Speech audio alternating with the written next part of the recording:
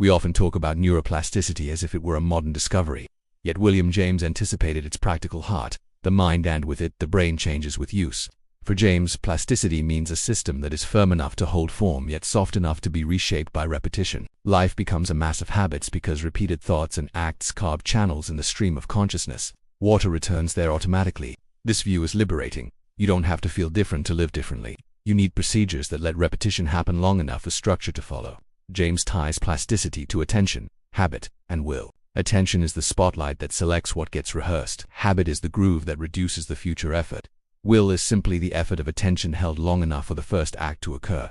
When attention keeps landing on the same target and behavior fires reliably, the system reorganizes. The change is not mystical, it is mechanical and merciful. Your job is to design conditions where attention holds. Action starts small, and repetitions accumulate without drama. From this angle, the most important changes are tiny and regular. A single heroic sprint rarely beats 100 small passes. James advised fixing details in advance, same place, the same time, the same cue, so starting costs drop. He also urged acting immediately on decisions that matter, because each delay lets the old channel reassert itself.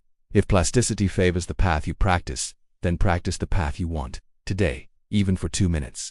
Short, honest sessions outcompete long, imagined ones. Emotion, in James's psychology, doesn't merely accompany action. It is shaped by the body's state, and feeds back into memory. That means plasticity is amplified by meaning and arousal. If a habit carries a personal why, or a small challenge that wakes you up, it imprints more strongly. Conversely, chronic overarousal makes attention shake and grooves the wrong patterns, doom scrolling avoidance, quick reward loops. The remedy is physiological. Lengthen the exhale, soften the shoulders, walk briefly, then return the spotlight to the next tiny step. Body first, feeling follows, habit sticks. A James-style protocol for lasting change starts with framing one concrete target. Get fit becomes 10 minutes of walking after lunch. Be focused becomes one 25-minute block at 9 o'clock with phone out of the room.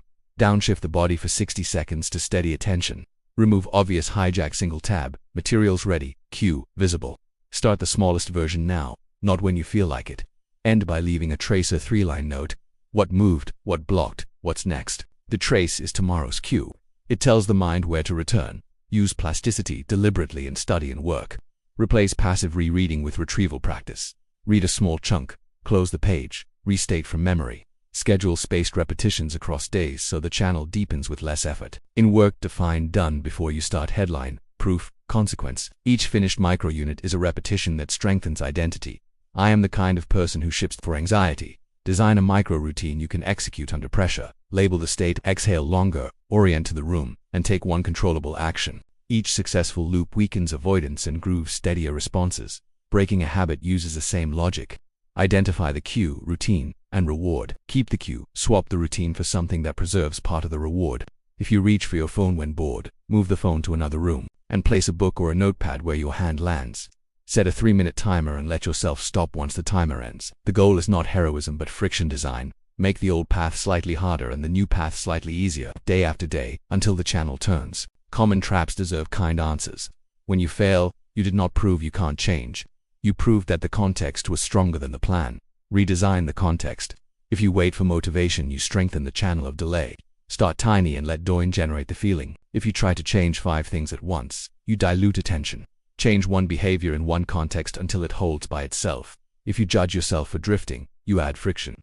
In James's terms, the training rep is the return of attention, not the fantasy of endless focus. The promise of plasticity in James's spirit is modest and powerful. You don't need to overhaul your personality. You need repeatable moves that make the next repetition likely.